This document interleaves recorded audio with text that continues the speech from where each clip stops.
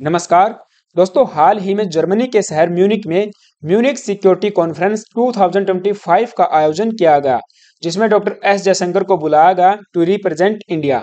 Doctor S Jaishankar ने Europe को जो लताड़ लगाई है over the democracy danger in India, काबिले तारीफ है। हम डिटेल में बात करेंगे, लेकिन सबसे पहले जान लेते हैं about the Munich security conference. So basically इस बार 61st म्यूनिक सिक्योरिटी कॉन्फ्रेंस का आयोजन 14 टू 16 फेब 2025 के बीच जर्मनी के शहर म्यूनिक में किया गया। ये कॉन्फ्रेंस एक अनपैरेलल्ड प्लेटफॉर्म ऑफर करती है for the high level debates on the की foreign and security policy challenges of our time. Munich security conference आज के समय विश्व की लीडिंग फोरम है for debating international security policy, and it is also a venue for diplomatic initiative to address the world's most pressing security concerns. Munich security conference एक annual conference है on the international security policy, जिसकी शुरुआत 1963 में Germany के शहर Munich से होती है, एंड इसका मोटो है peace through dialogue. And over the past 4 decades, Munich security conference has become the most important independent forum for the exchange of views by the international security policy decision makers. हर साल इस conference को 350 से अधिक senior figures attend करते हैं from more than 70 countries to engage in an intensive debate on current and future security challenges, and the attendees are heads of the state and governments, international organizations, ministers, member of the parliament, high-ranking representative of armed forces, science, civil society, as well as business and media. और इस बार के conference में कुछ high profile figures के नाम यहाँ पे आप देख पाओगे। जेडी वेंस, यूएस के vice president, Marco Rubio, secretary of the state, कुछ सीनेटर्स हैं, and Vladimir Zelensky, president of Ukraine, German chancellor Olaf Scholz, Chinese foreign minister Wang Yi, and India से डॉक्टर एस जयशंकर इस conference को attend किए हैं। So during the conference doctor S Jaishankar ने West को democracy का लेसन सिखा दिया अपनी मिडिल फिंगर अपनी इंडेक्स फिंगर दिखाते हुए। On A question about his views on western democracy, doctor S Jaishankar ने कहा, well before I do that, मैं एक अकेला ऐसा ऑप्टिमिस्ट हूं इस पूरे कॉन्फ्रेंस हॉल में who is very positive about the direction of democracy relative to the particular pessimistic panel.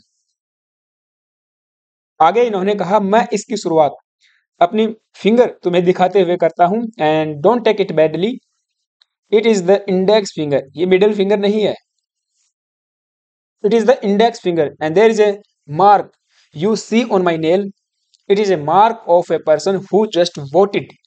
मैं अभी भी वोट करके आया हूं। मेरे राज्य में रिसेंट अभी चुनाव हुए, और लास्ट ईयर भी हमने चुनाव में पार्टिसिपेट किया, जो नेशनल इलेक्शन थे, हमने वोट किया है, और ये वोट की निशानी है।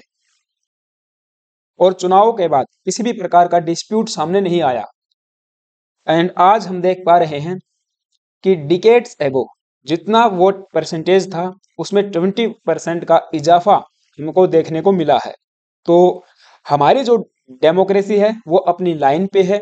हम लोग डेमोक्रेसी को डिलीवर कर रहे हैं in a positive way.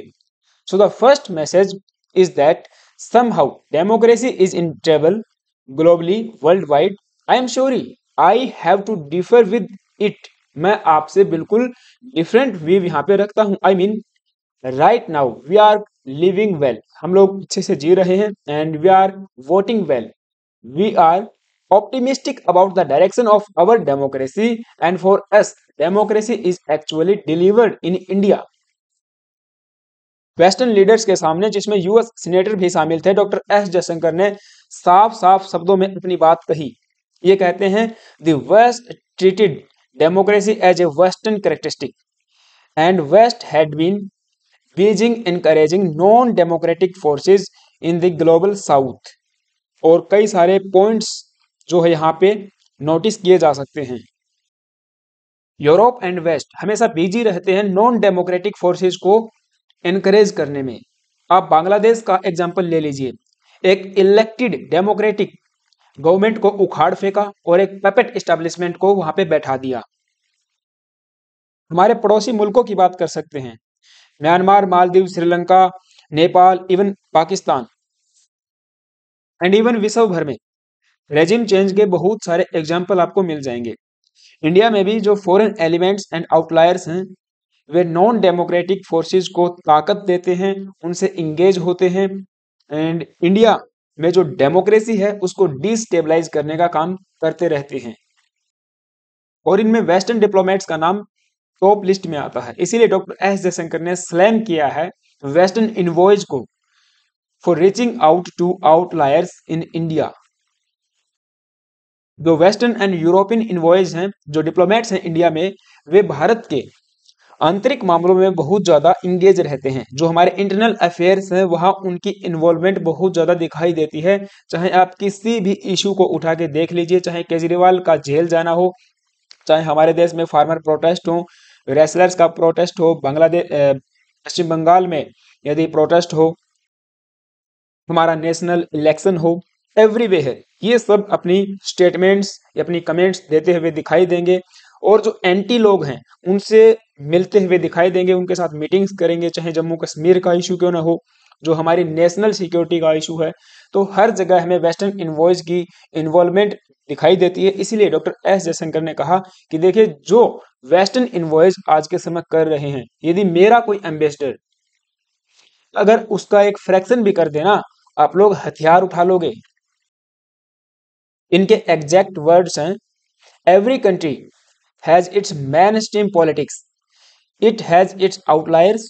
If I were to look, for example, at how much European and Western reach out to the outliers in those societies, if I were to look at that Western ambassadors do in India, जो Western ambassadors India में करते हैं, यदि मेरा कोई ambassador उसका fraction भी आपके यहाँ कर दे, you would all be up in arms. आप लोग हथियार उठा लोगे। And I think there are double standards hair.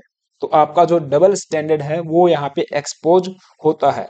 इन्होंने इसके अलावा सलाम किया है सेल्फ अपॉइंटेड कस्टोडियंस को, who questioned the rights or wrong of a democracy। यहाँ पे साफ साफ शब्दों में बांग्लादेश की बात हो रही है। वहां पे एक सेल्फ अपॉइंटेड कस्टोडियन बैठ गया है गवर्नमेंट का, इवन देश का, जो कि एक फॉरेन पैपेट है। फॉरेन मिनिस्टर ने इसके ऊपर कहा, to self appointed custodians who have never fought in election, who have nothing to do with democracy, is actually telling the rest of the world what is the right and what is the wrong in a democracy. I think it is to me inevitable that it will be challenged। उसको challenge जो है क्या जाना चाहिए। और doctor S Jaishankar ने West को लताड़ने के बाद बारी आती है जेडी वेंस की, यूएस के वाइस प्रेसिडेंट। चलिए जेडी वेंस की स्टेटमेंट्स भी देख लेते हैं, लेकिन उससे पहले आप सभी से छोटी सी रिक्वेस्ट है गाइज, यदि आप चैनल पे नए आए हो तो प्लीज एक सब्सक्राइब करना और बेल आइकन को प्रेस करना। So JD Vance blast at Europe, ignores Ukraine and defence agenda.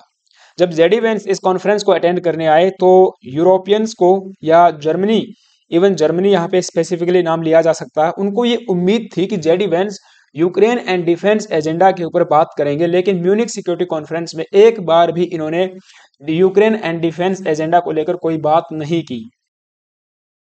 This year's conference was supposed to be primarily about two things, how to end the war in Ukraine, पहली बात, without giving in to Russia, and how Europe needed to boost its spending on defence. But senior American vice president ने किसी भी प्रकार की बात यहाँ पे नहीं की। He used his time at the podium to talk about neither. इन्होंने किसी भी मुद्दों के ऊपर, यानी कि जो दो मुद्दे स्पेसिफिकली मेंशन किए जा रहे हैं, इनके ऊपर बात नहीं की। Instead he shocked delegates on Friday by roundly attacking Washington's allies including Britain in a blistering attack decrying misinformation, disinformation and the rights of the free speech। इनका 20 मिनट का जो भाषण था सभी के सभी डेलीगेट्स एक दूसरे का मुंह ताकते रहे और साइलेंस जो है बैठे रहे। इन्होंने free speech, disinformation, misinformation and immigration issue को लेकर पूरे यूरोप को यहाँ पे जो लताड़ा है, आज के समय पूरा यूरोप इसकी चर्चा जो है कर रहा है। JD Vance attacks Europe over free speech and migration. इनका कहना है कि देखिए, आपकी जो प्रॉब्लम्स हैं वो रसिया, चाइना या यूक्रेन या फिर अमेरिका नहीं है, आपकी प्रॉब्लम्स आपके अंदर हैं। मीन्स जिस प्रकार से आपने माइग्रेशन इमिग्रेशन इशू को हैंडल किया है वो एक डिजास्टर है। बाहर के जो बाहरी लोग, बाहरी एलिमेंट्स यूरोप में आ गए हैं, चाहे जर्मनी हो, फ्रांस हो, यूके हो, कोई भी आप देश लगा लीजिए यूरोप का, वहां पे फॉरेनर्स बहुत ज़्यादा आ गए हैं। इलीगल इमिग्रेंट्स बहुत ज़्यादा हैं, जिनकी वजह से यूरोप आज डिस्टेबलाइज होता हुआ नज़र आ रहा है। आए दिन वहाँ पे आतंकवादी हमले देखने को मिलते हैं एंड बहुत सारी ऐसी घटनाएं होती हैं जो नहीं होनी चाहिए थी। इसीलिए तुम्हें अमेरिका की तरह इमिग्रेशन इशू को हैंडल जो है करना चाहिए। Vance hit on some recent hot button cultural issues, जैसे कि ब्रिटेन में अबॉर्शन लॉज को लेकर इन्होंने अटैक किया है एंड रोमानिया में जो इलेक्शन हुए थे फेयर एंड फेयर, उसके ऊपर इन्होंने बात की एंड बहुत सारे और इश्यूज के ऊपर इन्होंने बात की एंड यूरोप की जो प्रॉब्लम्स हैं उनको सोलेली यूरोप की प्रॉब्लम्स बताते हुए अमेरिका को दरकिनार कर लिया। अब इस पर जर्मनी के जो चांसलर हैं ओलाफ स्कोल्स, ये भड़क जाते हैं। इन्होंने स्लैम किया है अमेरिकन इंटरफेरेंस को after the US VP vice president Vance speech. German के मिनिस्टर्स भी आज के समय कह रहे हैं कि जो वाइस प्रेसिडेंट के द्वारा जर्मनी को एक अथॉरिटेरियन रेजिम करार दिया है, ये अनएक्सेप्टेबल है। ऐसा नहीं है कि जर्मनी अथॉरिटेरियन रेजिम बनता जा रहा है, यहाँ पे डेमोक्रेसी है। तो जो डेमोक्रेसी का पाठ, जो डेमोक्रेसी का लेसन वीपी वेंस सिखा के गए हैं, ये गलत है। सो इन डेवलपमेंट्स की लिहाज से अगर देखा जाए तो म्यूनिक सिक्योरिटी कॉन्फ्रेंस एक डिजास्टर रही। यूरोप वाले सोचेंगे कि डॉक्टर एस जयशंकर को बुलाया ही क्यों। खैर, ये न्यूज़ थी। आई होप कि आपको सारी बातें समझ में आई होंगी। आपका क्या ओपिनियन है मुझे कमेंट बॉक्स में ज़रूर बताना एंड इस पे यदि कोई न्यू डेवलपमेंट होती है तो मैं ज़रूर अपडेटेड वीडियो लेके आऊँगा। और हाँ, चैनल पे नए आए हो तो एक सब्सक्राइब करना, बेल आइकन को प्रेस करना। Thank you, have a nice day.